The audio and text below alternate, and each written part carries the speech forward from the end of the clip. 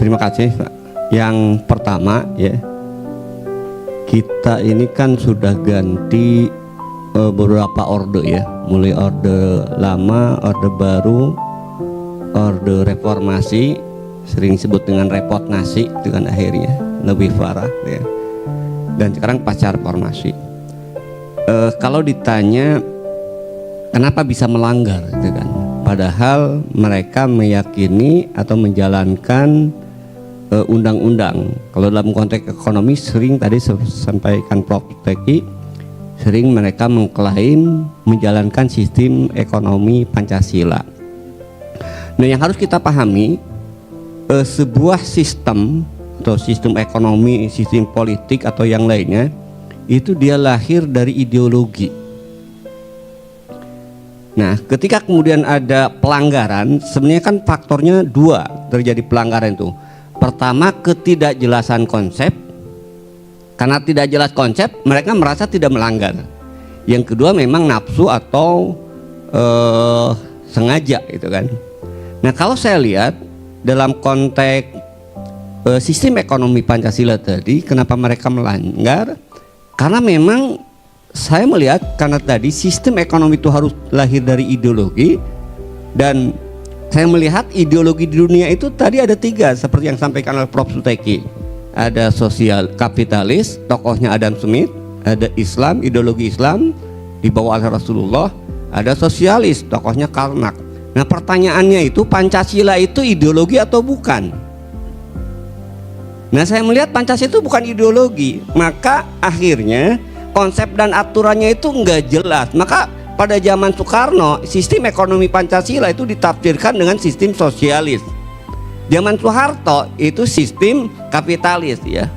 Nah, sekarang setelah reformasi lebih kapitalis dibandingkan dengan negara kapitalis sendiri Indonesia itu kan. Makin rusak kan. Jadi itu faktornya itu kan. Jadi mereka merasa karena faktor pertama mungkin konsepnya memang tidak jelas. Misalnya pasal 33 itu kan multi tafsir itu kan, terkait dengan bumi yang ayat 3-nya, bumi, air, dan kekayaan alam dan seterusnya dikuasai oleh negara. Mereka mengatakan ketika privatisasi dan liberalisasi tidak melanggar, karena tetap itu kan konsepnya negara menyerahkan, kan tergantung negara toh gitu kan. Nah, yang zaman Soeharto yang dijalankan itu pasal 33 ayat 1, perekonomian disusun atas dasar kekeluargaan. Nah, keluarga dia lah akhirnya yang kemudian menguasai ekonomi itu. Jadi kalau saya melihat kenapa melanggar, faktor utamanya menurut saya memang konsep ekonomi Islam itu nggak jelas. Maka muncul kemudian konsep ekonomi kerakyatan ala Prof. Mubiarto dari UGM. Dan itu juga kalau bicara tentang ekonomi kerakyatan sebenarnya tambal sulam ekonomi kapitalis, perpaduan antara kapitalis dan sosialis. Nah, yang jelas sebenarnya ya sistem ekonomi Islam, artinya tadi ya, karena sistem itu harus lahir dari ideologi, maka kalau bicara tentang sistem ekonomi juga hanya ada tiga. Ekonomi kapitalis lahir dari ideologi kapitalis, ekonomi sosialis lahir dari ideologi sosialis, dan ekonomi Islam yang lahir dari sistem ekonomi Islam. Jadi faktor utamanya menurut saya kenapa kemudian para penguasa ini melanggar, karena memang tidak ada sistem ekonomi Pancasila, nggak jelas itu kan sistem ekonomi Pancasila itu. Kenapa? Karena dia bukan lahir dari ideologi. Itu yang pertama. Yang kedua, betul Pak Prabowo ini memang tidak ada bedanya dengan Jokowi itu kan. Dia itu kan satu hal yang luar biasa yang harus kita sedikit teladani dari Prabowo itu, istiqomah dan semangatnya untuk terus ingin jadi presiden.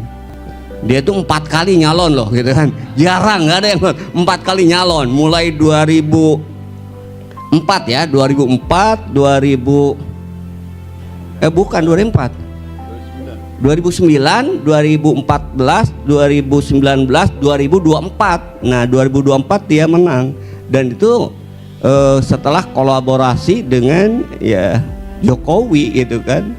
Jadi memang ini rejim ini kelanjutan nih kan. Makanya Jokowi terkenal dengan rejim bohongnya, ini juga sama. Coba lihat ya kan pidato-pidato Prabowo pada saat calon. Kalau saya terpilih jadi presiden, pendidikan gratis, ini semuanya bohong gitu kan. Kenapa? Karena tadi dia berkuasa bukan dalam rangka ingin ya mengurus rakyat, sebenarnya hanya sekedar ingin melampiaskan ambisi pribadinya. Kalau dalam bahasa agama itu guru jatul bakonya, ingin merasakan jadi presiden, nggak pedulilah apapun caranya itu kan. Akhirnya apa? Mendapatkan jabatan dengan cara menghalalkan segala cara dia lakukan, dan setelah mendapat jabatan itu jangan berpikir untuk amanah itu kan. Tadi seperti Pak Ustadz Anam itu kan, kalau seseorang mendapatkan dengan cara yang haram, jangan berharap itu kan dia kemudian bisa menjadi baik gitu kan. Nah beliau kan sejak awal sudah mengikuti melakukan pelanggaran-pelanggaran. Jangankan dalam konteks Islam ya, dalam konteks tadi kata Prof. Suteki, regulasi yang mereka buat juga langgar sendiri gitu kan.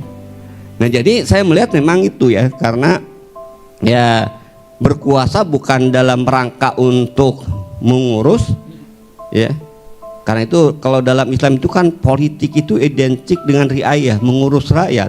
Tapi dalam konteks kapitalis ya, kekuasaan itu identik dengan jabatan identik dengan fasilitas, baik itu kekayaan maupun yang lainnya.